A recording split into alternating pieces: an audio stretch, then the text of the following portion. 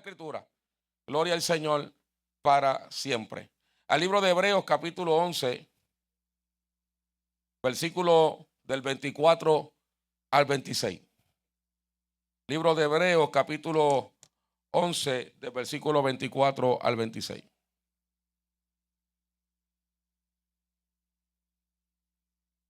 Si usted lo tenga, puede decir un amén.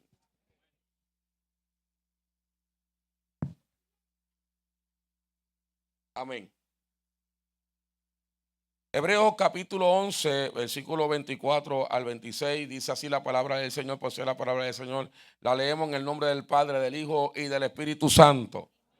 Por la fe Moisés, cuando era grande, rehusó ser llamado hijo de la hija de Faraón, escogiendo antes ser maltratado con el pueblo de Dios que gozar los placeres temporales del pecado, considerando como mayores riquezas el oprobio de Cristo que los tesoros de Egipto, porque tenía la mirada puesta en la recompensa. Padre, gracias por tu palabra, es bendita para siempre.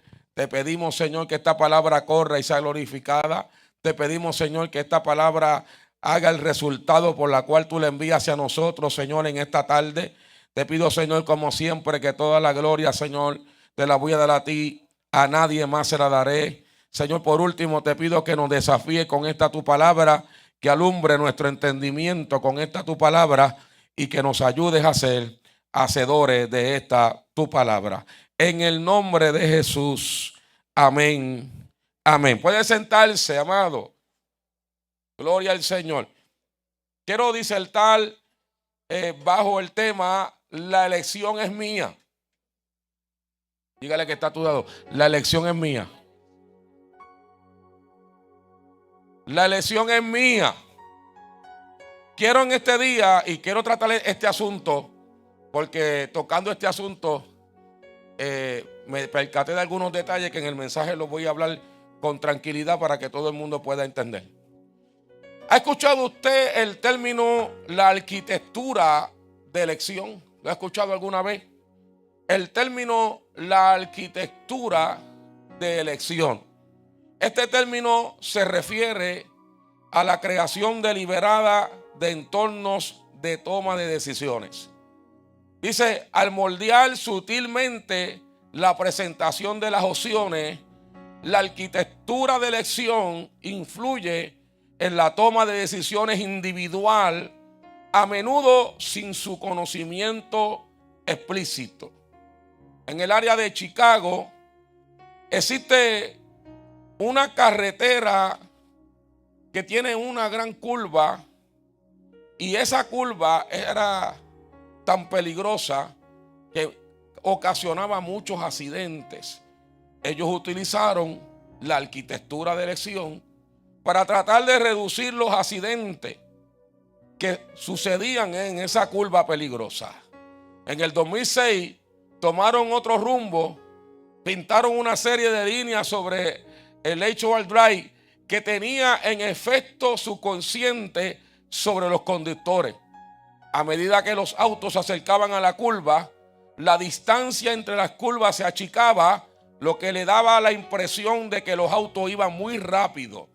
La línea tenía un efecto subconsciente que hacía que los conductores desaceleraran, comenzaran a desacelerar, o sea, a bajar la velocidad, y redujeron los accidentes al 36% porque utilizaron la arquitectura de elección y pusieron unas líneas que le daban la impresión al chofer de que iba muy rápido y tenía que reducir la velocidad. ¿Qué significa eso? Que cuando los choferes veían aquellas líneas, tomaban la decisión de reducir la velocidad. ¿Va entendiendo? Lo que significa, amado, que todos aquí tienen una arquitectura de elección, un entorno en el cual toman decisiones. Todos aquí tenemos un entorno, puede ser la crianza, puede ser la manera en que tus padres son, puede ser muchas cosas, entre ellos la palabra del Señor.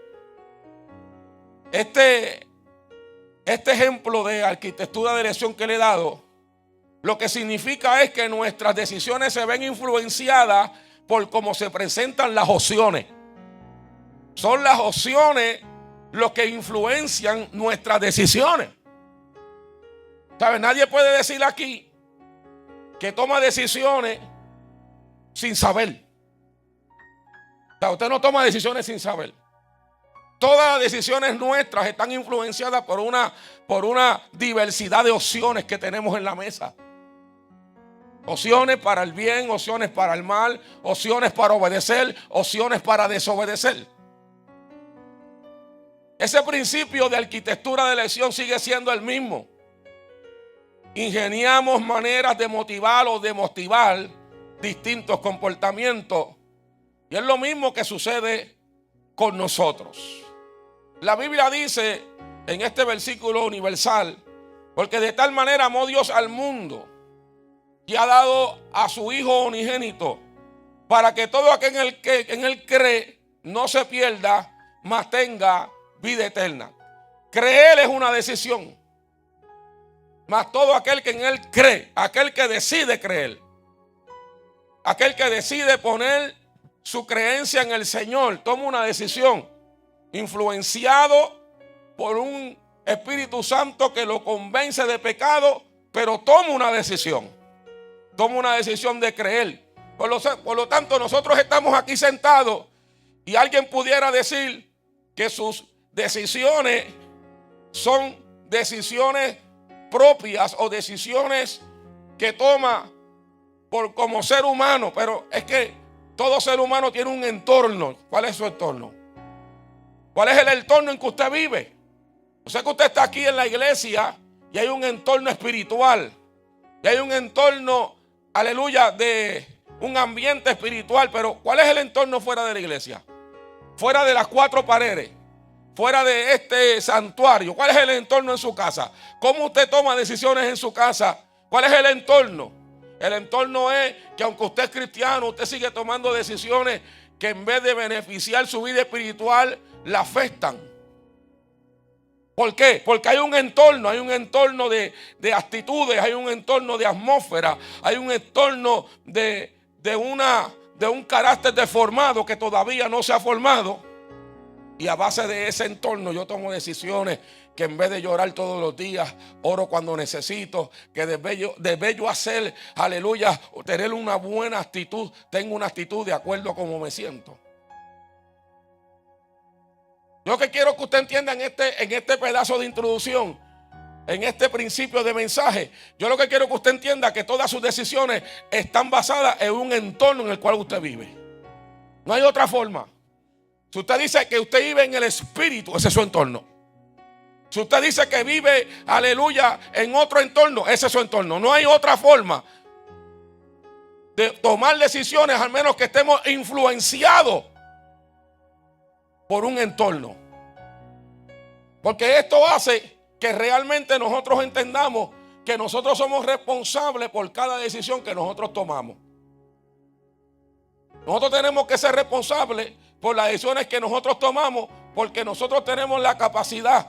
Nosotros tomamos un sinnúmero de decisiones diarias. Todos los días hay decisiones rutinarias. Rutinarias como lavarse la boca. Eso es una decisión. Eso es una decisión. Pero ya es rutinaria. Sale automática. Pero hay otras decisiones que le damos más pensamiento. Hay otras decisiones que las pensamos un poquito más, que deberíamos tomarlas, pero a veces estamos en la indecisión, que también es una decisión. Hacer nada es una decisión. No solamente hacer algo es una decisión, hacer nada es una decisión también. ¿Se entendió eso? Porque nos hace que una inacción, falta de acción. Entonces, de tal manera amó Dios al mundo que ha dado a su Hijo unigénito, para que todo aquel que en él cree no se pierda, mas tenga vida eterna. La Biblia dice que no nos fuimos elegidos, nosotros no elegimos al Señor, Él nos eligió a nosotros. No nos elegiste vosotros a mí, dijo Cristo allá en Juan capítulo 15, sino que Él os eligió a vosotros. Y hay un detalle muy interesante, mis amados, aquí, porque de la elección que yo estoy hablando no es de la elección de la que Cristo habló en Juan capítulo 15. Cristo estaba hablando de la elección de salvación, de esa elección donde Él decidió que aquellos 12 hombres que estaban allí, Él los había escogido. Es importante saber que en el tiempo de Cristo eran los discípulos los que escogían el rabí, pero Cristo le cambió el rumbo y entonces Él escogió a los discípulos. Entienda eso, es bien importante entender ese detalle.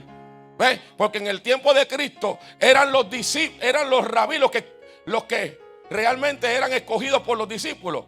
Ellos estudiaban en ciertas escuelas y la escuela que más les convendría es la que ellos escogían. Pero Cristo, en vez de esperar que los discípulos lo escogieran a Él, Cristo decidió irse por las aldeas y buscar a quien coger. Por eso es que encontró a gente como pescadores. Cuando usted ve un pescador en la Biblia, era un colgado en la escuela. Porque habían unas escuelas que ellos tenían que cruzar. Y como no se habían graduado y no habían llegado a ser de esos estudiantes, porque los rabíes escogían los discípulos mejores, los mejores académicos, los que tenían mayor conocimiento como discípulos. Pero como no se habían graduado, terminaban haciendo la profesión de su familia. O sea que Pedro, toda su familia era pescador. Era pescador.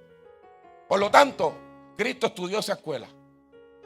Pero Cristo no eligió ningún maestro. ¿Vamos entendiendo aquí? Pero era carpintero porque José, que era el esposo de María, porque no era papá de Jesús, era el esposo de María. Entendamos bien aquí el signo. Era carpintero. Y por eso Jesús era carpintero. Entonces, entendamos esto porque yo quiero hablar de esto, porque si no lo hablo de esta manera, usted va a pensar que toda el 100% de la responsabilidad es suya. No. Yo quiero que usted entendamos esto explicándole para que no salgan aquí 2 o 3 salvos siempre salvos y se vayan a montar en una ola. 2 o 3 calvinistas callados que a veces hay en las iglesias. Escuche bien. Y usted lo sabe cuando usted le escucha la enseñanza o cuando predican. Escuche, alaba al Señor. Escuche bien. Entonces, ¿qué sucede? En esa elección, ninguno de esos discípulos escogió a Jesús como maestro, porque ninguno de ellos tenía la esperanza de ser escogido por un rabí, porque eran unos colgados, para que me entienda la temática. No eran personas que habían estudiado, fueron desertores, se salieron de la escuela, no pasaron el grado. Por lo tanto, ellos habían perdido la esperanza de ser escogidos como discípulos, porque eso era una honra ser un discípulo de un maestro. Pero Cristo vino y se fue allí y escogió a Pedro y escogió a Andrés, que eran 2 hermanos, a Jacobo y a Santiago, que eran otros 2 hermanos. Y esa gente, Él le dijo, sígueme. ¿Por qué? Porque esa era, aleluya, la palabra que el rabí decía cuando el discípulo lo escogía. Decía, sígueme. Yo quiero estar contigo, pues sígueme. Entonces Jesús usó esa palabra, pero no porque ellos lo escogieron a Él, sino porque Él los escogió a ellos. Entonces cuando usted viene a ver esto, usted tiene que estar aquí porque Dios nos escogió. Dios eligió, aleluya, que tú fueras de alguna manera que te alcanzara la salvación, porque cuando Cristo vino, entonces la salvación se hizo universal. Y ahora la salvación no era para un solo pueblo, ahora era para todos los pueblos. Era todos los pueblos. Pero ¿quién eligió seguir a Cristo? ¿Quién eligió ser salvo? ¿Quién eligió arrepentirse? Eso fue producto, aleluya, de una convicción que nació en lo profundo del corazón. Producto, aleluya, del Espíritu Santo, que cuando tú sentiste esa palabra latir en tu corazón, fuiste convencido, fuiste de alguna manera, aleluya, confrontado con tu pecado para que tú pudieras tomar una decisión. Y tomaste una decisión voluntaria, porque aquí no hay nadie, aquí no hay robots, ¿verdad? Que, aleluya, que hay que pegarlos a la pared para que carguen. ¿Verdad que no? Aquí hay gente humana que tomó una decisión. O sea que usted está aquí voluntariamente. Usted no está aquí obligado. Usted está aquí voluntaria. Usted le está sirviendo a Dios voluntariamente. Tomó una decisión de servir al Señor. Y usted está aquí de manera voluntaria. Entonces, usted tiene que entender que en la antigüedad, en el Antiguo Testamento, Cristo no había llegado. Por lo tanto, la forma de elegir a los hombres era diferente que en el Nuevo. Usted va a ver que Cristo eligió a Pablo porque se le apareció. Usted va a ver que Cristo eligió a los 12 discípulos porque se les apareció también. Los fue y los buscó. Pero usted va a ver que en la antigüedad eran los hombres los que escogían seguir un plan, seguir un propósito. Entonces yo quiero que usted entienda este análisis aquí, porque a la hora de la verdad la elección está en ambos lados. Nadie le está sirviendo a Dios obligatoriamente y de mala gana. Todos aquí le estamos sirviendo voluntariamente, entendiendo que el inicio, aleluya, de nuestra conversión empezó y originó en Dios. Nadie aquí puede decir que por su propia voluntad originó servirle a Dios. No, esa decisión fue influenciada por la convicción del Espíritu Santo. Pero en ese libre albedrío que Dios nos dio en ese momento, entonces nosotros decidimos, esa capacidad de tomar decisiones, decidimos entregar nuestra voluntad a Él. Y decirle: Señor, te voy a servir porque reconozco que yo he pecado contra ti, reconozco que soy pecador, reconozco que he vivido una vida de espalda a ti y me arrepiento y me convierto. Y ahora, después de esta conversión, aleluya, que influenciado por el Espíritu Santo, aleluya, convencido por el Espíritu Santo de Dios, aleluya, entendemos algo aquí. Ahora entonces yo le estoy sirviendo al Señor, porque el Espíritu Santo me trajo una convicción de pecado a mi vida. Y entonces yo tomé la decisión de aceptar la convicción de pecado que Él había traído en mi vida y decir: esto que yo siento es verdad, yo soy un pecador. Y me convierto y comienzo. Ahora la decisión de mantenerme en el camino es mía. Aquí es donde aquí es donde peleamos con los calvinistas. La decisión de mantenerme en el camino es mía. Porque aquí nadie tiene el conocimiento que tiene Dios, que es omnisciente, que Dios sabe quién se va a perder y quién se va a salvar. Pero eso yo no lo sé, porque Él es omnisciente. Ahora, como yo no lo sé, yo procuro tomar decisiones que favorezcan mi salvación. Como yo no lo sé, yo procuro, aleluya, obedecer la palabra de Dios para poder alcanzar la salvación en su plenitud. Porque lo que yo estoy disfrutando ahora es la salvación, es la vida en abundancia aquí, pero todavía no estoy disfrutando la vida eterna, porque estoy vivo. Para disfrutar la vida eterna hay que estar muerto. No se puede estar aquí. Ahora, entendamos algo aquí, mis amados, porque esto es bien importante. Esto es bien importante, porque hoy nosotros tenemos que salir de aquí sabiendo cuál es la decisión que nosotros tomamos. Esto no es una decisión que hoy yo la tomo. Hoy tomo una decisión, mañana tomo otra. De acuerdo a cómo me traten, yo tomo decisiones. De acuerdo a cómo yo me sienta, yo tomo decisiones. No. La decisión tiene que ser una decisión permanente. No puede ser una decisión inestable. Hoy sí, mañana no. Y eso es lo que vamos a ver aquí hoy. Cuando nosotros analizamos la historia de este hombre, vemos todo el panorama de este hombre, nos damos cuenta. Déjeme hacerle un trasfondo histórico breve para que usted pueda entender. Recuérdese que esto que está sucediendo en la vida de Moisés había sido profetizado en la vida de Abraham. 400 años estarán allí y luego los voy a libertar. Dios se lo había dicho a Abraham. Por lo tanto, para que usted entienda, Abraham se lo dijo a Isaac, Isaac se lo dijo a Jacob y Jacob se lo dijo a sus 12 hijos. ¿Estamos entendiendo? ¿Están entendiendo? No es como nosotros, que nos dicen una cosa y a veces ni se lo decimos a los hijos. Ellos no, ellos todos se lo decían, porque el conocimiento tenía que pasar de generación en generación. Le dirás a los hijos de tus hijos, a los hijos de tus hijos y a los hijos de tus hijos. 4 generaciones. Entonces, ¿qué significa? Que la mamá de Moisés tenía el conocimiento que en 400 años Israel tenía que ser libertado porque Dios se lo había hablado a Abraham, el padre de ellos. Entonces, cuando esta mujer queda en gestación, esta mujer sabía contar.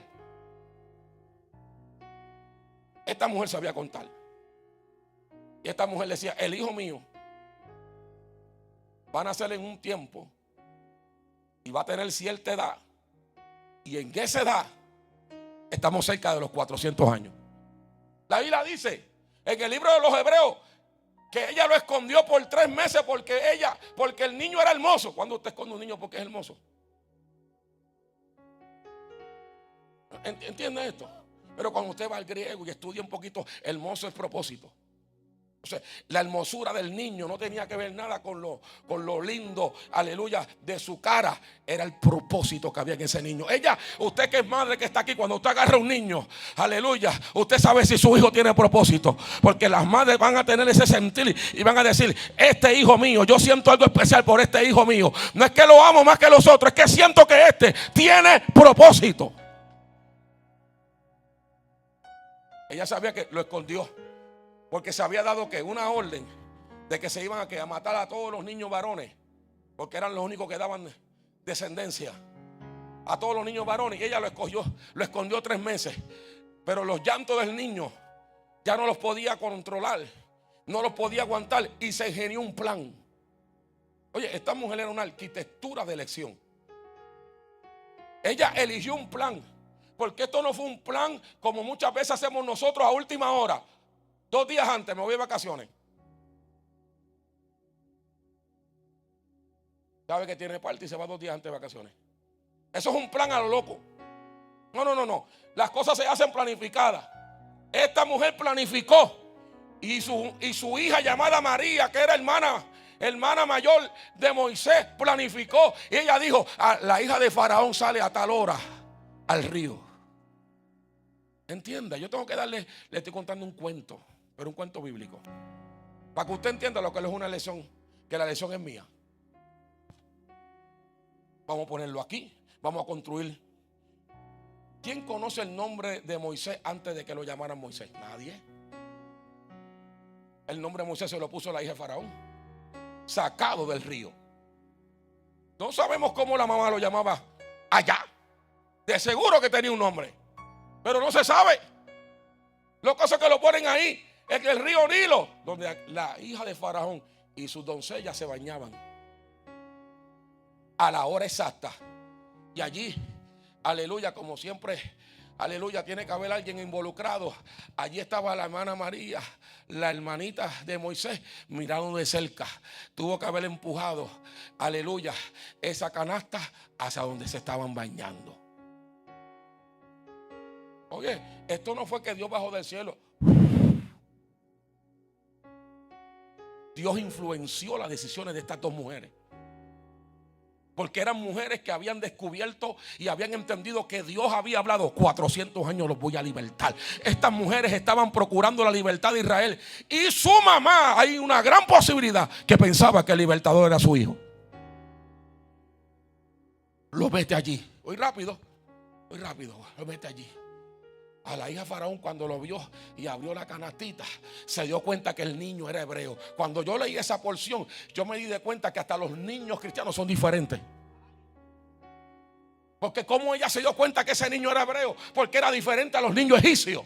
No era igualito que los niños egipcios, era diferente. Cuando ella lo vio, aleluya, entonces ella se conmovió, aleluya, porque es posible que si María, la hermanita, se metía y la mataban, pero el niño no. Los niños traen compasión.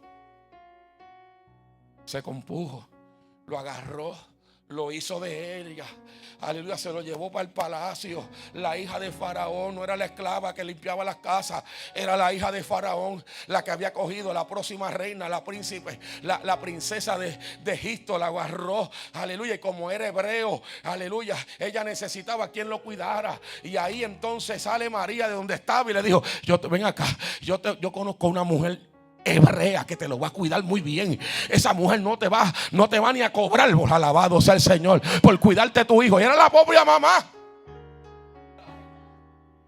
Tú sabes que esa era la costumbre de ellos, que le cuidaban los hijos. Pero aquella muchacha salió y le dijo: ven, yo te tengo a una nodriza que te lo va a cuidar. ¿Tú sabes por qué es importante? ¿Tú sabes por qué es importante eso? Porque cuando Moisés volvió a las manos de su mamá,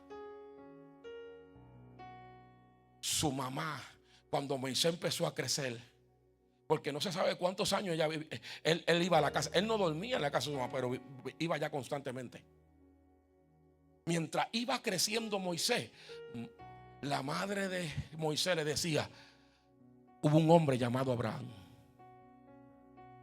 que se le fue dicho que este pueblo iba a ser libertado 400 años. Yo quiero que tú sepas que tú naciste con un propósito. Tú tienes un propósito de paz. Eso se lo fue, mira, influenciando. Y aunque él vivía en el palacio, la influencia de su madre estaba ahí. Aleluya, porque Dios necesita algún tipo de influencia para trabajar contigo. Aleluya, gloria al Señor. Por eso te lo voy a explicar bíblicamente, para que no te me vayas, aleluya, a ahogar en la silla ahí sentado. Por eso fue que cuando Dios fue a hablar con Balaam, usó la mula, porque era lo único que podía usar Dios en el ambiente. Si hubiera un gallo, hubiese usado un gallo. Si hubiera una vaca, hubiese usado una vaca. Alabado sea Dios en este día, porque era lo único que podía él usar. A Balaam no lo podía usar, pero a la mula sí.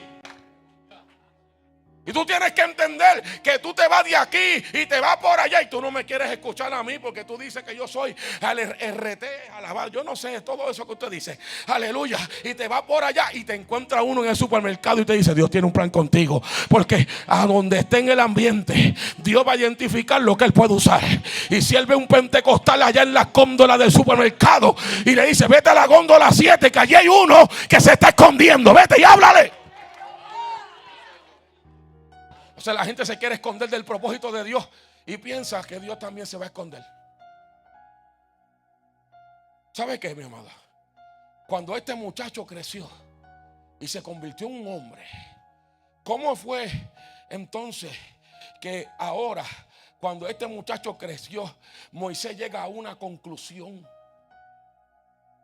Moisés comienza a ver lo que le estaba enseñando la hija de Faraón y lo que le estaba enseñando su mamá. Su mamá le tuvo que haber dicho en algún momento: aunque tú ibas en el palacio, tú no eres egipcio, tú eres hebreo. Y eso se le metió tan adentro que cuando él cumplió los 40 años, él salió a ver, aleluya. Y ahí es donde este hombre allá, gloria sea el Señor, en el libro de los Hebreos, mientras su madre le impartía este futuro, esta influencia, aleluya. Entonces, cuando en el libro de los Hebreos, Moisés, aleluya, a los 40 años toma una decisión y dice: voy a ver cómo están mis hermanos. Y cuando va a ver a sus hermanos, se da cuenta que hay un egipcio maltratando a un hebreo. Y cuando él se da cuenta de eso, el hebreo que tenía por dentro salió. En los momentos difíciles lo que va a salir es lo que tienes por dentro. Hebreo o egipcio.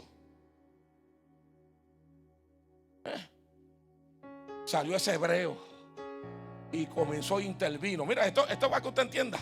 Intervino en la discusión, en ese abuso que estaba haciendo. Y en esa se formó una discusión. Y este hombre mató al egipcio. Lo mató y lo escondió en la arena. Al otro día, o a los siguientes días, ¿qué sucede? ¿Qué sucede a los siguientes días? A los siguientes días, aleluya, entonces él está por allí y ahora son dos hebreos que están peleando. Y él se mete para intervenir o decirle: mire, ustedes son hermanos hebreos que hacen peleando. Y uno de ellos le dice: ¿qué vas a hacer conmigo? Lo que hiciste con el egipcio. Yo quiero que usted entienda esto, mis amados, porque allá tengo que explicártelo. Las elecciones, escúchame, número uno. La elección es mía, es porque es una decisión propia. Yo tomo la decisión. Moisés tomó la decisión de defender al hebreo. Moisés tomó la decisión de salir y ir a donde estaban sus hermanos a ver cómo estaban siendo tratados. Él tomó, pero ¿de dónde vino la decisión? Porque allá el libro de Hechos, Esteban da una revelación y dice que cuando él salió, él pensaba que los israelitas lo iban a ver como un líder. Pero ¿de dónde nace eso? ¿Cómo usted llega a la conclusión de que usted es un líder? ¿Cómo él llegó a la conclusión de que era un líder? ¿Cómo él llegó a la conclusión de que él era el libertador? Su mamá. Su mamá lo había influenciado y le había dicho: tú eres el hombre que Dios ha llamado. ¿De dónde nace la decisión de decirle allá? Y que ahorita te lo voy a leer sin adelantarme. ¿De dónde nace esa decisión de ir a ver a sus hermanos? Del momento, porque ya Moisés tenía 40 años. Se estaban acercando los 400 años. Y Moisés salió para ver a sus hermanos. Nacen de una decisión propia. ¿Cuántos han tomado una decisión propia? Amén. Pero ¿sabe qué? Las elecciones nacen en momentos definitorios. ¿Tú sabes por qué? Porque Dios tuvo que permitir que Moisés matara al egipcio. No fue que lo ocasionó, se lo permitió, porque ese era un momento definitorio. Él quería saber si realmente Moisés, él sabía que esa era una decisión sin vuelta atrás. A la vez que él matara a un egipcio, ya no había una vuelta atrás, porque eso era una traición al imperio. Ya tenía que darle por ahí para abajo. Y hay a veces que Dios crea escenario para que nosotros no tengamos vuelta atrás y tengamos que entonces caminar hacia el plan que Dios tiene determinado para nosotros y no tengamos opciones de salirnos del camino. Entonces mire, cuando hubo, allá en Hechos capítulo 7 versículo 23, cuando hubo cumplido la edad de 40 años, le vino al corazón el visitar a sus hermanos. Le vino, entienda bien, le vino al corazón. ¿Cómo que le vino al corazón? Porque ese era el trato de Dios con Moisés. Dios hizo que Moisés fuera a ver cómo estaban sus hermanos. Y a ver uno que era maltratado lo defendió. E hiriendo al egipcio, vengó al oprimido. Pero mire lo que dice el versículo, aleluya, 25. Pero él pensaba que sus hermanos comprendían que Dios le daría libertad por mano suya, mas ellos no lo habían entendido así. Entonces él decía: esta gente tiene que saber que yo soy el libertador aquí. Pero cuando vio a aquel hebreo que le dijo: ¿qué tú quieres? ¿Hacer lo mismo que tú hiciste con el egipcio? Él entendió que los hebreos no lo iban a apoyar. Entonces decide huir, porque ya no tenía opción. No se podía quedar con los hebreos, porque los hebreos lo iban a entregar a Faraón. Y no se podía quedar con Faraón, porque Faraón lo iba a matar. Hay a veces, mis hermanos, que Dios hace un entorno y te pone en una calle sin salida para ver qué decisión tú vas a tomar. Porque hay gente, amado, que mientras tenga opciones de tomar decisiones no se consagra. Mientras tenga decisiones de hacer aquí y un piecito aquí y un piecito allá, y voy a la iglesia cuando me convenga, aleluya, pudiendo llegar los 3 días, porque hay gente que no puede llegar los 3 días, pero hay gente que puede llegar los 3 días y no llegan. Se dañó esto. No, se va a arreglar ahora. Aleluya. Hay gente que puede estar aquí los 3 días de culto. Aleluya. Y no llegan a los 3 días de culto porque realmente no te interesa. Si te interesara, aleluya, porque cuando se te está venciendo las ayudas del gobierno tú aplicas. Porque te interesa el beneficio que te da el gobierno. Porque cuando te despides de un trabajo tú te vas a la calle a buscar trabajo. Porque tú sabes que tienes que buscar trabajo para mantener una familia. Pero porque tú sabes que te estás secando espiritualmente y no haces nada. Hay gente que piensa que Dios le va a aplaudir el pecado que viven, el pecado que practican. Dios no te lo va a aplaudir. Dios quiere que tú te arrepientas, pero Él no te lo va a aplaudir. Recuerde algo, que las excusas son para mí, pero para Dios no existe excusa. No me puede decir la excusa a mí: pastor, es que usted no sabe mi situación. Ese es tu entorno. Pero recuerda que el entorno no toma decisiones por ti, tú tomas decisiones en el entorno. Pero asumió una postura, hizo una elección y tomó una decisión. Porque Moisés no tenía que ver nada con ellos. Moisés no tenía que ver allá. Si Moisés era un príncipe ya. Moisés, muchos exégetas han llegado a la conclusión que Moisés era el próximo faraón. Era el próximo faraón. Tenía todos los placeres, todas las comodidades de aquellos tiempos, porque Egipto era lo más grande en aquellos tiempos. Todos los placeres que pudiera tener Moisés los tenía en Egipto. Pero en algún momento él toma la decisión y decide irse con la enseñanza de su mamá. Y decide irse con la enseñanza que le había enseñado su mamá. En algún momento hay gente aquí que tiene que tomarla, porque tú sabes que tu ministerio está como que bloqueado, porque no tomas una decisión. Estamos solamente, ay, Dios tiene algo grande conmigo. Y mira, amado, ya llevamos 100 profecías diciéndonos Dios lo mismo. ¿Y por qué no pasa nada? ¿Será Dios que está fallando en la profecía? ¿O será usted que no está tomando las decisiones a favor de la profecía? Pasamos al altar y Dios nos habla, amado. Yo un día le dije al Señor, no me hable más nada, Señor. Gracias por todo que tú me hablas. No me hable más nada. Yo necesito caminar en pos de lo que Dios me ha dicho. Pero hay gente que necesita que Dios le diga lo mismo todos los domingos. Every Sunday, the same thing. Estoy contigo. Eso lo dice la Biblia. Pero ¿qué tú vas a hacer? ¿Cómo camina la gente que Dios está con ellos? ¿Caminan en depresión? ¿Caminan enlutados mirando para el piso? No, caminan con una postura, aleluya, hacia adelante y no se detienen y no ponen excusas el problema y no ponen excusas las batallas y no ponen excusas las cosas inesperadas, sino que dicen, Dios dijo que está conmigo y yo voy a caminar por aquí. Y aunque en algún momento, aleluya, salgan cosas difíciles, yo no me voy a detener, porque este caminar no lo empecé yo. Este caminar lo hizo Dios para que yo caminara por él.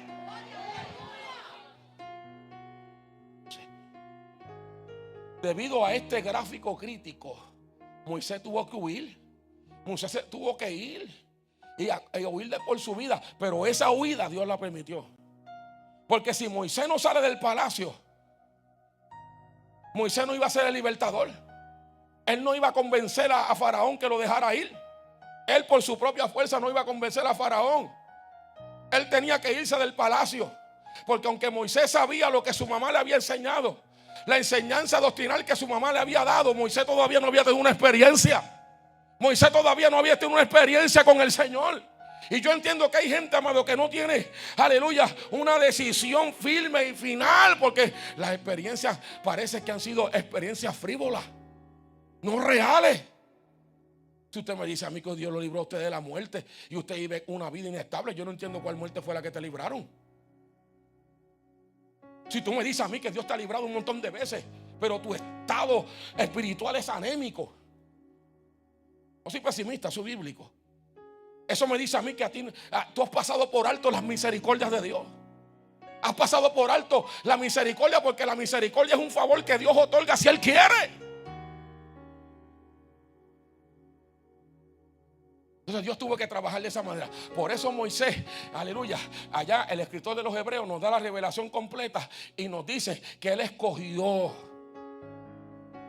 él prefirió, él rehusó ser hijo de la hija de Faraón. ¿Tú sabes qué estaba rehusando? Estaba rehusando a beneficios temporales, porque esa hija de Faraón era algo grande. Tenía beneficios. Mira, aquí en la tierra hay beneficios temporales. El trabajo que tú tienes, ese es beneficio. Cuando te pongas viejo te van a despedir. No estamos viejos aquí, estamos gente joven. Cuando aparezcan todos los robots que están haciendo, te van a despedir también. Porque eso no se enferman, no faltan, no se excusan, van todos los días. Entonces nosotros nos hemos aferrado a cosas temporales. Y oye, amado, y peleamos por las cosas temporales. Como peleamos, como cuidamos un carro, como cuidamos la casa. Pero la salvación, ¿quién la está cuidando aquí? Who takes care of salvation? ¿Quién está cuidando la salvación? Que la estamos poniendo ahí. Y nos estamos tomando decisiones y exponiendo nuestra salvación a que sea dañada, a que sea contaminada. Porque nos importa más los deleites temporales, lo que yo temporalmente puedo disfrutar. Usted no ve que en esta, aleluya, en estos primeros meses la gente está tranquila. Claro que recibiste tasa.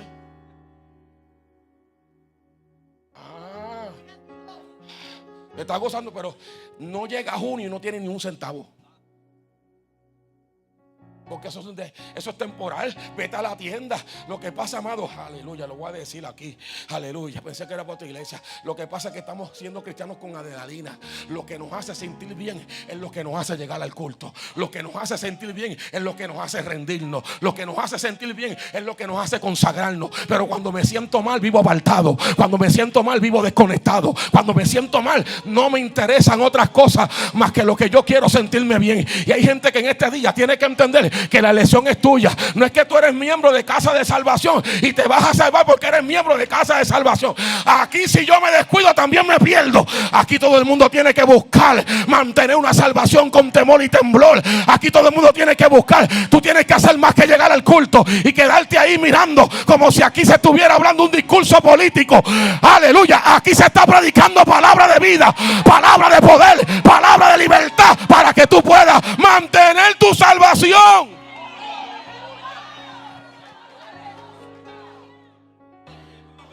Vamos a los 3 principios.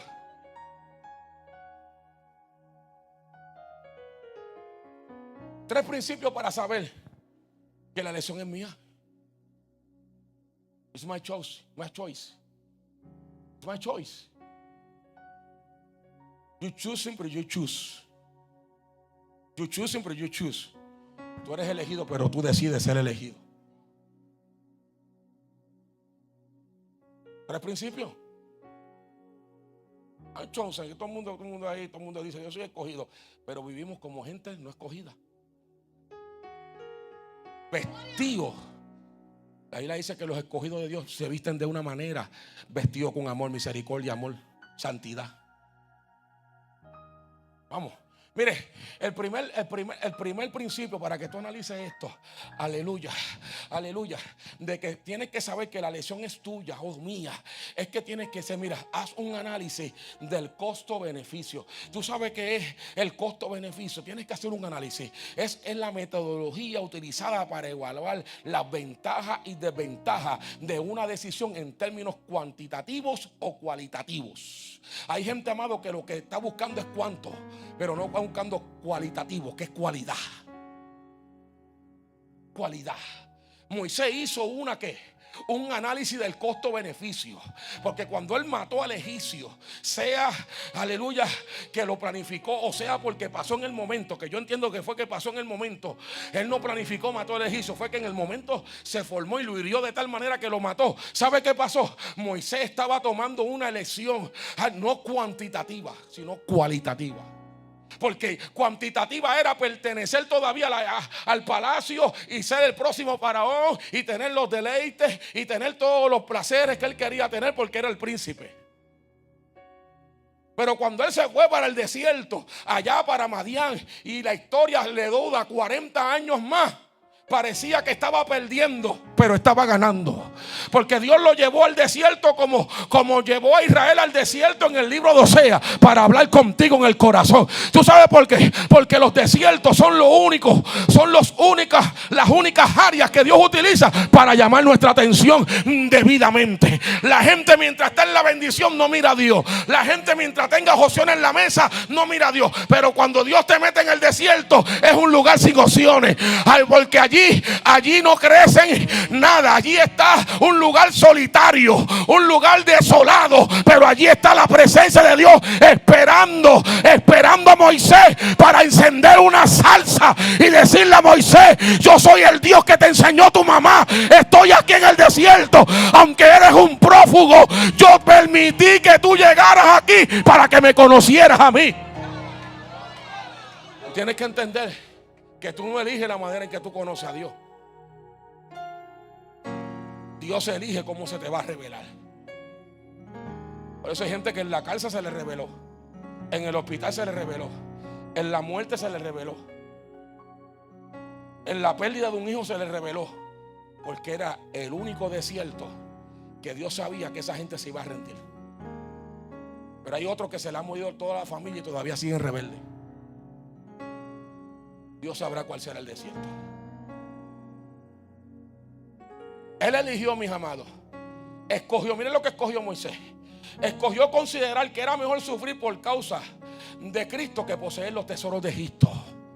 Era mejor sufrir esa separación, porque no iba a ver su familia por 40 años. Eso no lo sabía, lo supo después. 40 años iban a pasar sin él ver a su mamá, a su familia. Muchos de ellos iban a morir. Pero en eso que Dios permitió, esta decisión que tomó, escuche bien, esta decisión que tomó Moisés fue una decisión que era parte del plan de Dios. ¿Cómo usted lo sabe? Porque tengo la Biblia y ya leí la historia. Pero si yo no hubiese leído la Biblia y yo no supiera la historia, como a veces me pasa en mi vida real, que yo no conozco el fin de una circunstancia, yo no conozco cómo va a terminar esta circunstancia en la que me encuentro, pero ya Dios lo conoce. Y las decisiones que Dios permite que yo vaya a tomar tienen que beneficiar, aleluya, el que yo pueda, aleluya, tomar decisiones que me acerquen al plan. Por eso dije que aquí, aunque yo elijo, mis decisiones están influenciadas por un plan divino, un plan que viene del cielo, un plan que te dice es por aquí, un plan que te pone en el corazón, vete por allá, y tú no sabes ni por qué te fuiste por allá. Es porque Dios te está dirigiendo hacia el plan que Él tiene para ti. Tú no lo conoces porque Dios nunca le revela el plan a todo el mundo de manera pleno, sino que te va dirigiendo en el camino para que tú sepas que no son tus decisiones, que al final fue el plan de Dios el que se manifestó en tu vida. Tú pensabas que te iba a quedar en tu país allí, ¿verdad? Pero te viene Dios en Tampa, Florida. Tú pensabas que te ibas a quedar allá. Eso no era parte de tu plan. Pero en el plan de Dios estaba ya escrito que era aquí que Dios te iba a salvar, que era aquí que Dios se iba a manifestar, que era aquí que Dios iba a revelarse a tu vida. Que era aquí. Entonces, para eso yo tengo que analizar el costo del beneficio. La Biblia dice que cuando vayas a construir una torre, calcula los gastos. Hay gente construyendo matrimonios que no pueden sostener. Hay gente construyendo ministerios que su carácter no lo puede sostener. Calcula el costo. Calcula el costo. Porque en todo hay un costo. No se crea que tú veas a alguien dirigido por Dios, usado por Dios. No te crea que Él no tiene un costo. No te crea que Él no ha pasado costo. Él tiene que estar pasando un costo. Todo aquel que está viviendo para Dios, algo le está costando. ¿Tú entiendes eso? ¿Por qué para Dios no hay excusa? Porque Dios te dio una capacidad. Dios hizo seres inteligentes y Dios te dio una capacidad para tomar decisiones. Y si tú no estás usando tu capacidad intelectual para tomar decisiones, ese es tu problema. Pero Dios te dio la capacidad para que sepas lo bueno y lo malo. Si tú escoges lo malo, esa es tu decisión. Pero si escoges lo bueno, vas a vivir, vas a experimentar la bendición de Dios. Le dijo Dios al pueblo: escoge la bendición o la maldición. Yo no puedo escoger eso por ti. Yo no puedo escoger servirme yo mismo. Yo no puedo escoger arrepentirme yo mismo. Eso lo tienes que escoger tú. Tú decides arrepentirte. Tú decides consagrarte. Tú decides buscar a Dios. Tú decides rendirte. Tú decides humillarte. Nadie lo va a hacer por ti aquí. Eso te toca a ti. La recompensa de Dios es mayor que los tesoros de los hombres. Es mayor, amado. Hay gente que siente más emoción sentado con un hombre famoso que orando en la madrugada. Ellos anhelan. Mi meta es sentarme contigo. Ay, sí, qué bueno. ¿Para qué? Para que descubras que soy tan humano como tú y que cometo errores como tú, y entonces te pares de la mesa a criticar todos mis errores.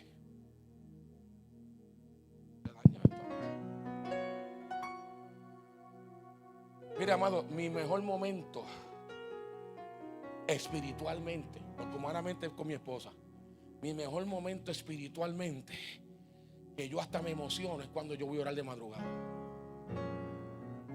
Siento una alegría porque la casa está en silencio, los perritos están durmiendo, nadie quiere agua, nadie quiere comer, y yo me arrodillo en mi esquina y digo: Señor, Siempre empiezo así porque me siento, mi momento preferido llegó. ¿Por qué? Porque esto no se trata, mis amados, de aquí. Esto es plataforma, esto es altar, esto es púlpito. Hay gente, amado, que tiene fuego en el altar público, pero en el altar privado lo que hay es humo.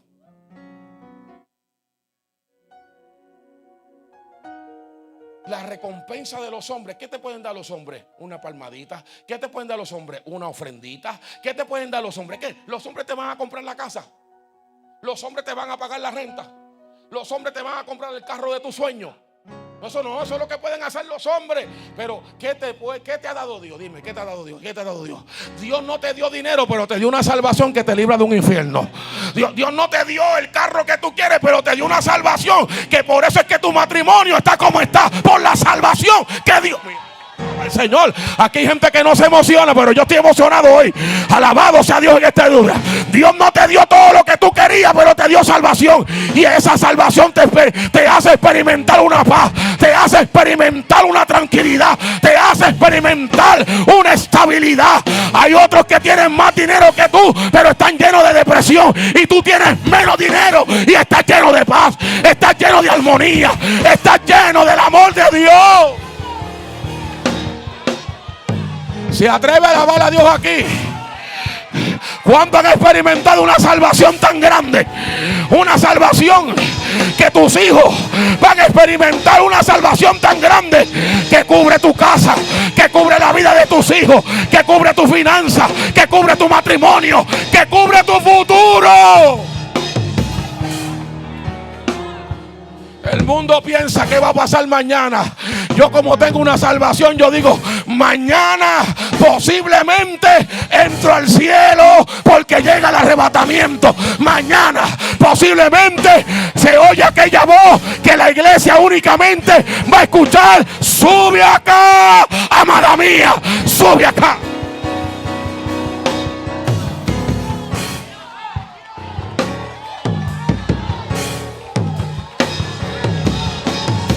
Hay dos o tres que no pueden. Vamos, haga aguaje para que no te vea mal en la foto. Alaba a Dios aquí.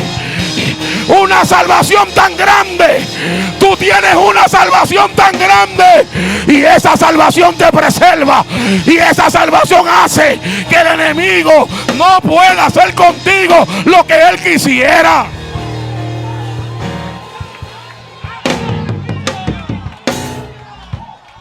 Analiza el costo, pero analiza el beneficio. Que me critiquen, que hablen toda clase de mal mintiendo, porque hay una bienaventuranza cuando la gente habla mentira. Lo que te está tirando es bendición. Hay una salvación tan grande que yo no puedo descuidar, que yo no puedo desatender, que yo no puedo dejarla tirada.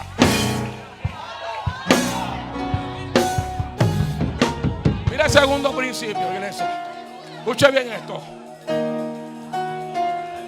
Escuche bien este segundo principio.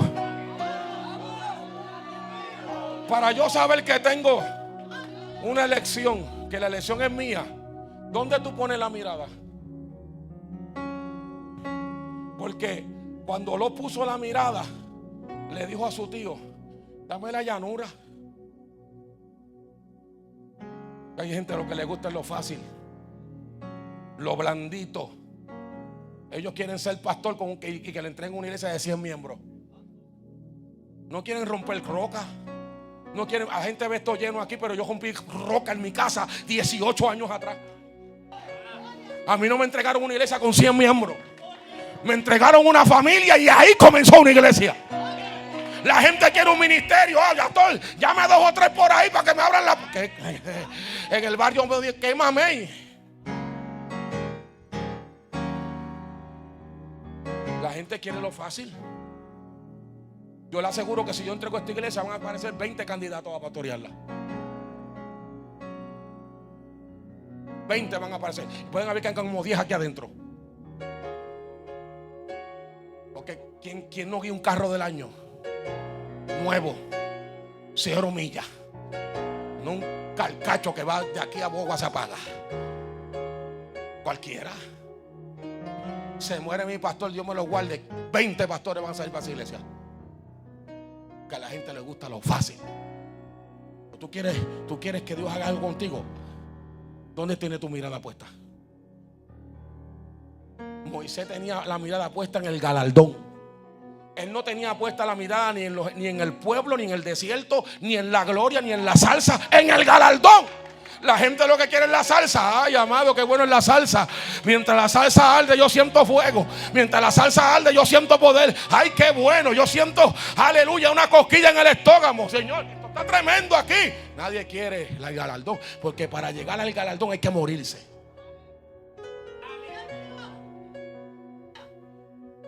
Ay, mira lo que dice 1 Corintios 13:12. Ahora vemos por espejo oscuramente, mas entonces veremos cara a cara.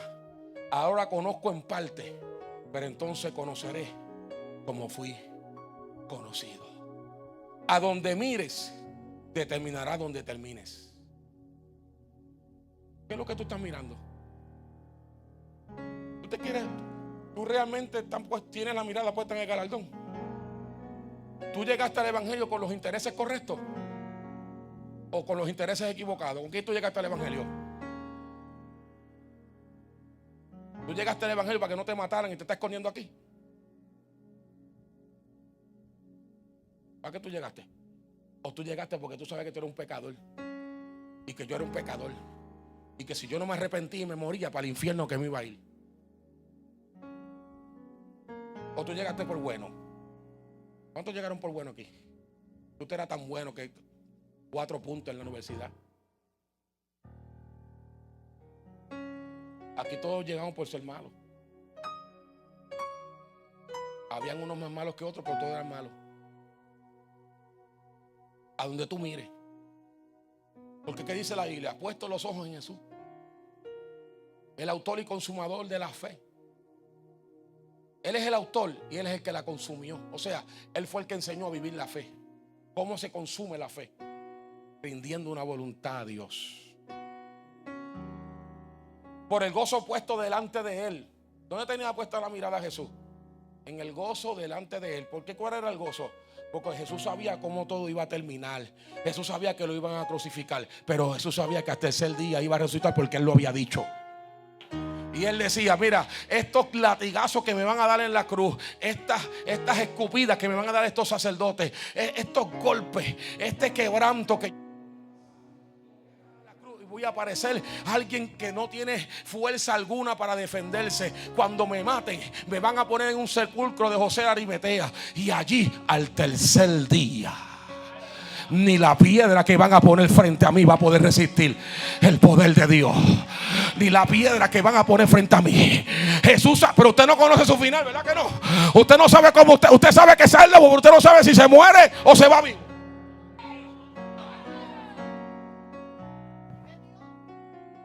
Jesús sabía cuál era su final. Él decía: mira, el gozo que yo voy a sentir cuando yo llegue delante del Padre no se compara con todos estos azotes que me van a dar estos. Pero tú sabes por qué nosotros a veces lo pensamos para poner la mirada y hacer lo que Dios quiere. Porque tenemos la mirada puesta en lo temporal, aquí en la tierra. Por eso es que no nos esforzamos más de lo que nos tenemos que esforzar. Porque cuando usted se pone la mirada en Jesús, usted se esfuerza sin esperar nada a cambio. Usted no está esperando que el otro se tire. Tírate tú primero. A ver si no hay una roca allí y te muere, pero tírate tú primero. Siempre estamos buscando que alguien se arriesgue antes de nosotros, para nosotros arriesgarnos. ¿Por qué tú crees que de repente se mete una fiebre pastoral? Porque ven a 4 que se arriesgaron. Hay otro que dice: ni aunque yo vea me meto. Porque saben a lo que lo llamaron. Pero la gente está esperando que otro se arriesgue. La gente está esperando que, mire, en el altar, ¿qué pasa? Cuando pasa uno, pasan 7. Es bien raro que pasen 30 de golpe.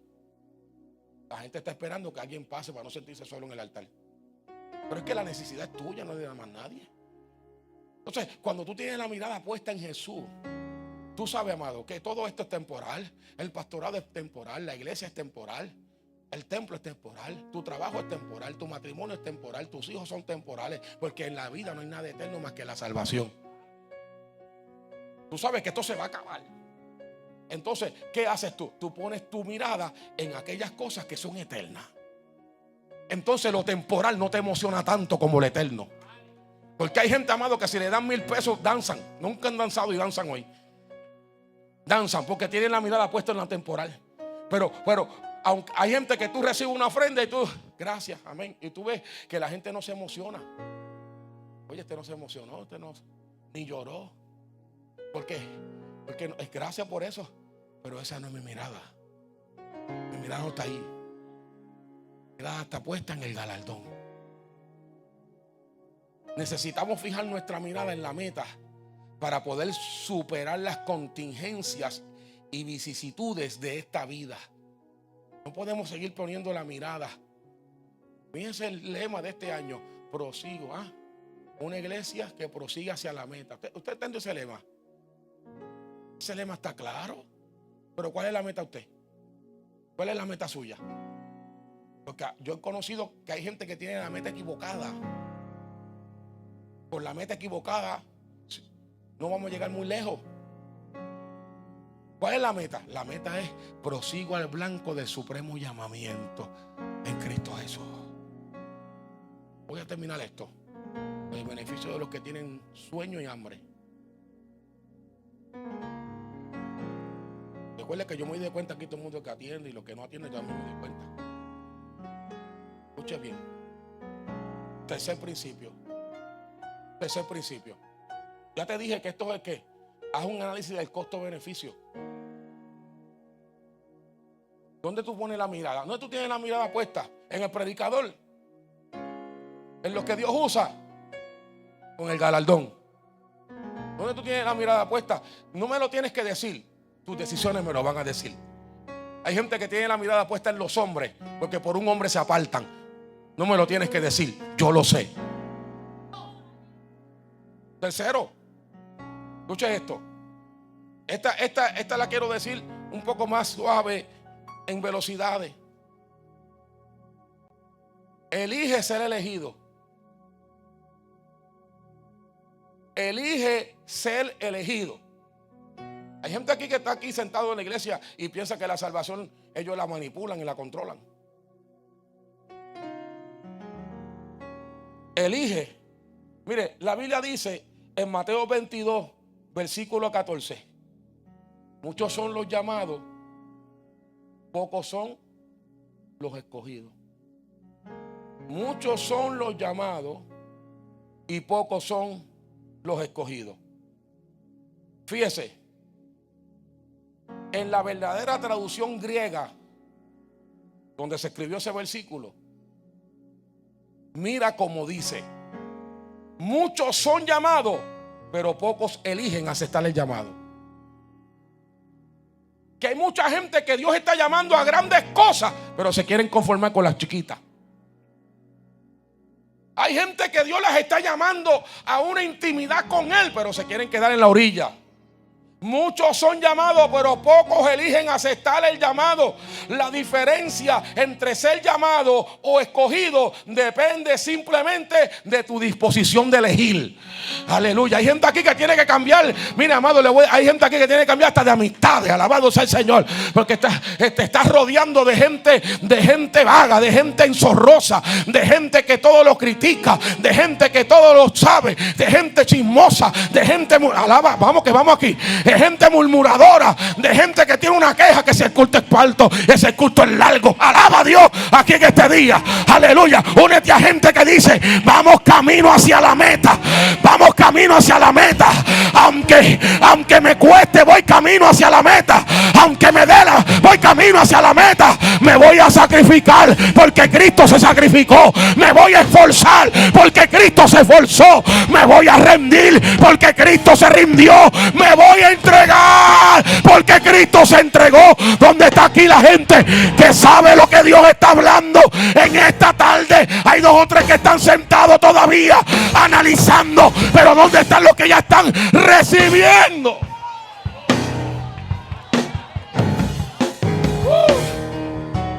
basanda aquí. Mire, escucha bien. Escucha bien. Escucha bien. Juan el Bautista fue elegido para ser la voz. Una voz que clama. Entonces, Isaías lo profetizó. Voz que clama en el desierto, preparar el camino. ¿Quién eligió el desierto? ¿Quién elige el desierto? Porque no podía ser una voz que clama en la plaza de Jerusalén.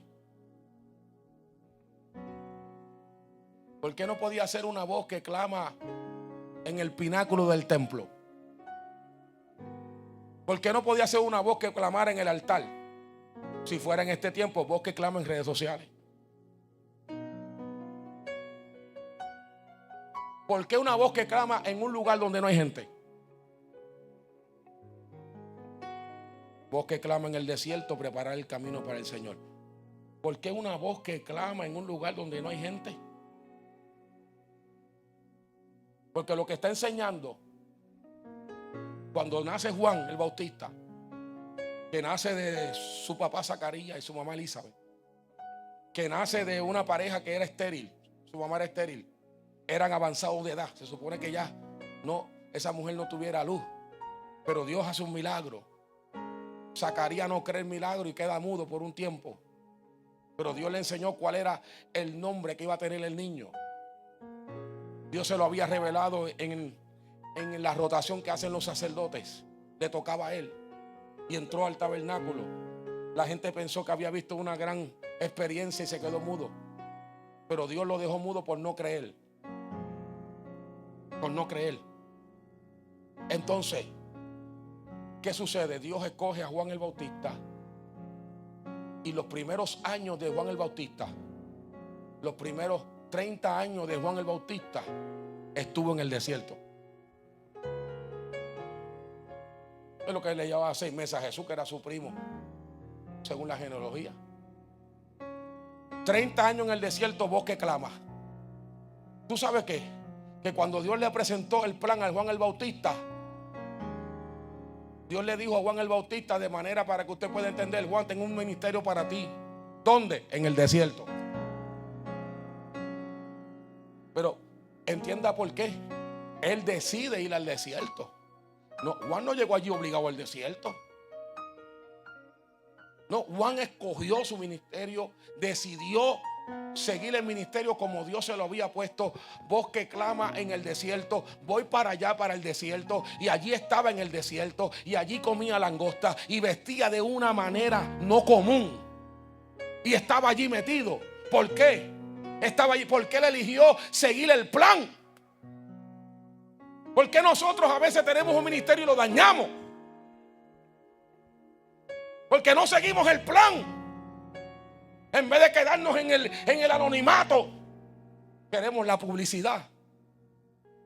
En vez de quedarnos hasta el momento que Dios decida sacarnos al público, queremos salir antes de tiempo. Él se quedó 30 años allí. ¿Cuándo, Señor? ¿Cuándo, Señor? ¿Cuándo, Señor? No, cuando nació Jesús. Cuando nació Jesús, todavía estaba allí. Cuando Jesús iba a comenzar su ministerio, ya Juan llevaba 6 meses antes. Que llevan 6 meses. En el momento que iba a comenzar su ministerio, todavía Jesús no había comenzado su ministerio. Por eso cuando ve a Cristo llegar allí, que viene Cristo bajando y él está bautizando, porque Juan ya tenía discípulos que seguían sus enseñanzas, discípulos que seguían lo que Dios le había hablado en el desierto. ¿Usted cree que Dios llevó allí, aleluya, a Juan al desierto a ver Netflix? ¿O usted cree que Dios llevó a Juan al desierto a hablar con él? Lo llevó a hablar con él, lo llevó a revelarle, llevó a darle instrucciones. 30 años dándole instrucciones para un ministerio que duró 6 meses.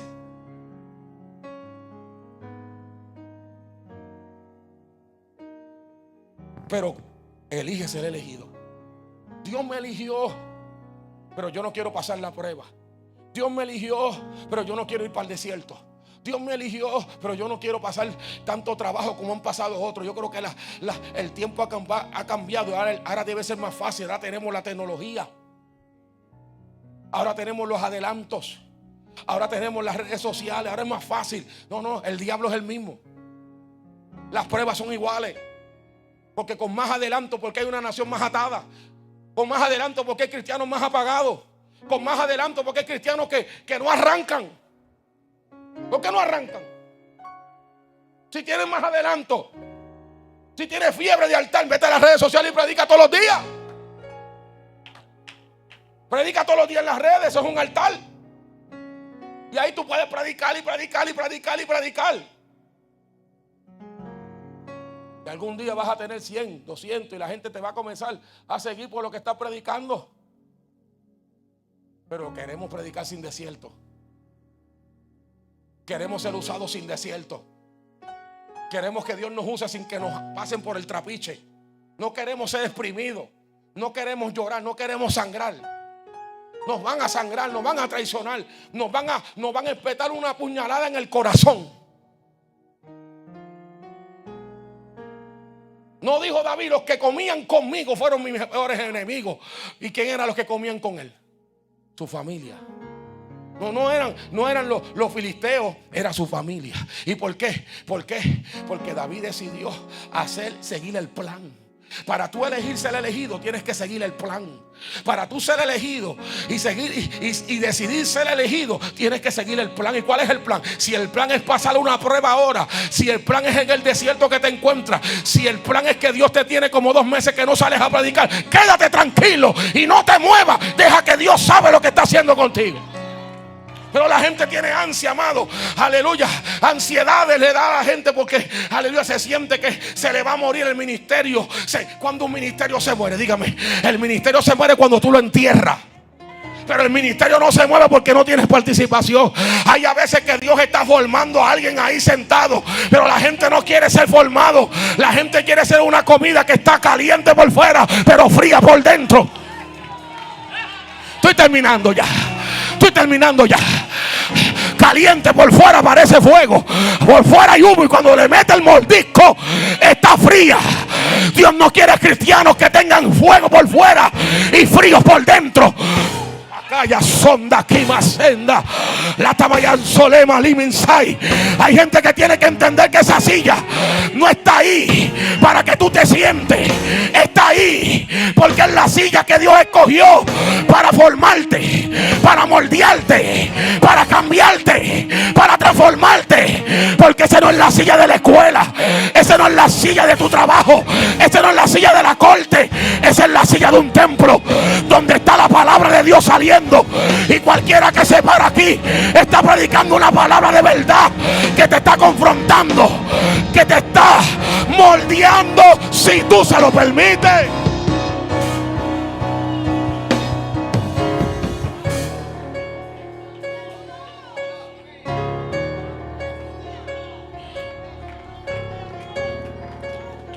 ¿Dónde quedó tu lugar privado?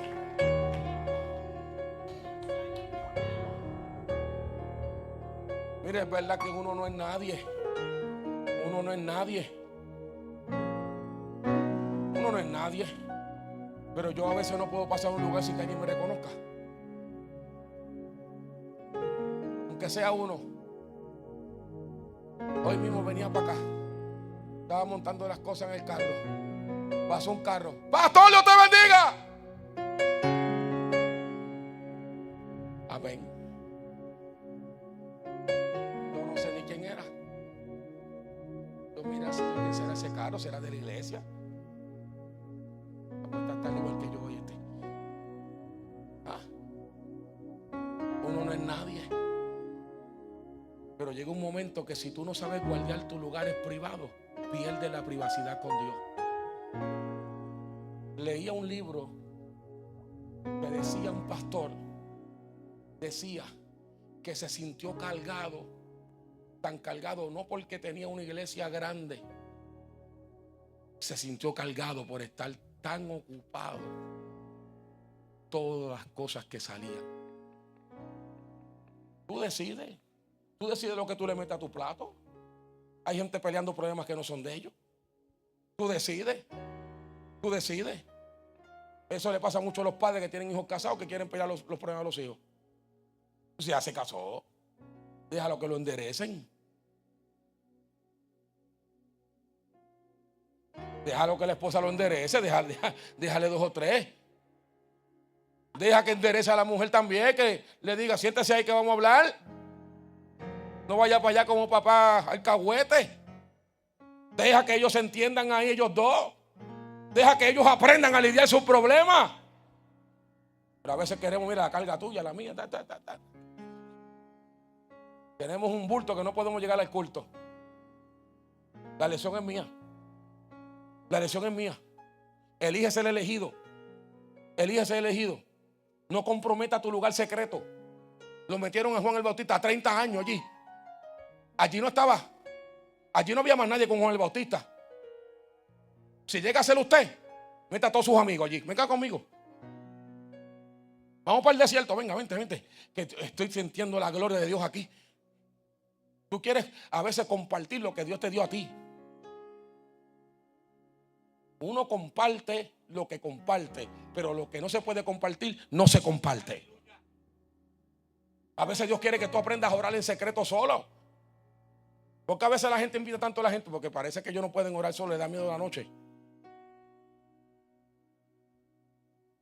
Nunca comprometa tu lugar privado antes de pararte aquí, antes de estar ahí. ¿Estuviste en tu lugar privado? ¿Fuiste a tu lugar privado? ¿Estuviste allí hablando con Dios? Nos paramos aquí porque ya yo llevo 20 años en el evangelio y ya yo me sé el Pentateuco y me sé el instituto y me sé hacer tantas cosas y ya yo sé hasta las lenguas de memoria. Así que yo me paro aquí y todo el mundo piensa que yo estoy encendido, prendido, pero el que está arriba te dice, tú estás frío. Está frío. Elige ser elegido. Juan el Bautista le pudo decir, ya termino, le pudo decir, no, yo no quiero el desierto. No. Mándame para la plaza de Jerusalén. Mándame para el pináculo. Mándame para allá. Si fue cuando arrestaron a Juan el Bautista después de 30 años en el desierto y se confundió. ¿Qué sería si lo hubiesen llevado sin formación? ¿Será este o esperamos a otro? Un hombre con 30 años en el desierto. Un hombre con revelación de Dios. Un hombre que no hizo milagro, pero escuchó la voz de Dios. Se confundió. Al final de su camino, se confundió cuando estaba preso allí. Cristo le tuvo que mandar a decir con los discípulos de él, dile que los ciegos ven. ¿Por qué no le dijo, estate tranquilo, Juan, que te van a matar como quiera? No, él le dijo, dígale que los ciegos ven. ¿Por qué? Porque parece que había un código ahí entre Jesús y Juan. El que venía detrás de él decía que venía envuelto en el poder del Espíritu. Y que él bautizaba en agua, pero este iba a bautizar en fuego. Entonces él sabía que la manifestación de poder. ¿Tú sabes por qué? ¿Tú sabes por qué Juan el Bautista no hizo milagros? Porque si hacía milagros le iba a hacer competencia a Jesús. Ay, Dios mío, Jesucristo. Usted no ve que habían 400 años que esa gente no sabía lo que era un culto pentecostal. 400 años que no sabían lo que era hablar lengua. 400 años que no sabían lo que era el poder de Dios bajar allí. Si Juan sale con esas manifestaciones de milagros, entonces cuando llegara Jesús, ¿a quién seguimos? Pero él dijo, yo no soy ese, yo no soy el Mesías, yo soy una voz nada más. A mí me mandaron a anunciar que viene uno más grande que yo. Alaba a Dios aquí en este día. Él eligió, él dijo, es necesario que yo mengue. No me importa si no hago milagros. No me importa si no llamo a la gente por nombre. No me importa si Dios no me usa. Lo importante es escuchar la voz, es seguir el plan.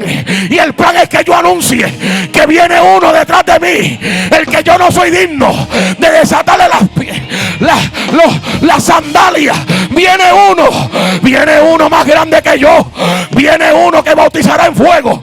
Viene uno y ese es el Hijo de Dios. Ese es el Cordero de Dios que quita el pecado del mundo. Viene uno más grande. Tu trabajo no es hacer milagros. Tu trabajo es anunciar que viene un arrebatamiento, que la iglesia se va, que no nos vamos a quedar aquí, que mi nación no es aquí, que mi ciudadanía tampoco es aquí, que nos vamos. Si no existe milagro, no te preocupes. Anuncia. Anuncia.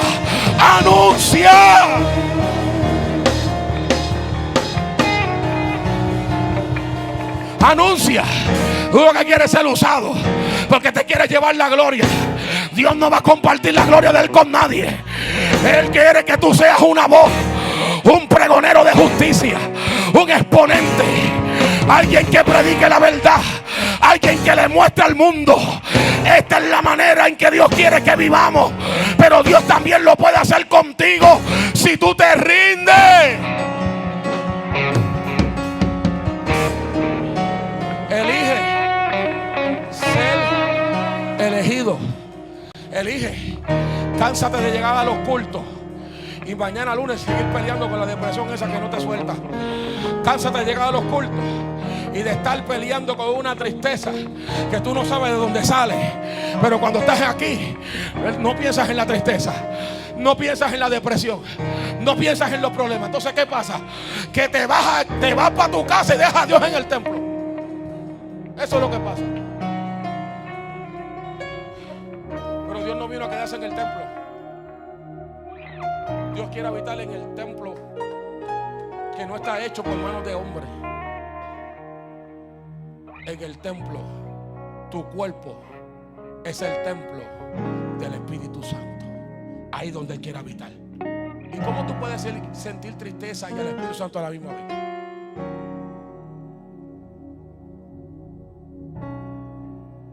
Hay 2 o 3 como Juan el Bautista confundidos ahora. ¿Y cómo tú puedes sentir al Espíritu Santo y depresión a la misma vez? ¿Será que el Espíritu Santo se cierra en un cuarto a lo que tú sientes depresión para después salir? Te voy a indicar qué es. Es que tú no has dejado a que el Espíritu Santo gobierne tus emociones. Tus emociones están gobernando al Espíritu Santo. No has dejado que el Espíritu Santo gobierne. Y cuando viene esa tristeza, tú le dices: espérate, esta tristeza es real, pero la Biblia dice que la tristeza que yo tengo no puede ser una tristeza para lamentación. Tiene que ser una tristeza diferente. Aleluya. Yo no puedo estar quejándome aquí porque me va mal y mira aquel que vende droga, todos los carros que tiene. Pues claro, si el diablo no le da la libertad a la gente de que le sirva, los obliga comprándolo, los obliga atándolo. Hay gente tan atada que ya no sabe cuántas cadenas le rodean el cuerpo y no sabe cómo soltarse. Y llega el culto y todavía tiene 40 cadenas. Y llega el culto y todavía quedan 20. Y le quedan 10 todavía. Y a veces le queda una y esa una no la rompe porque él no decide romperla. Permite que el Espíritu Santo gobierne tus emociones. Permite que el Espíritu Santo gobierne tus pensamientos. Y permite que el Espíritu Santo te dirija al plan de Dios. Ponte de pie.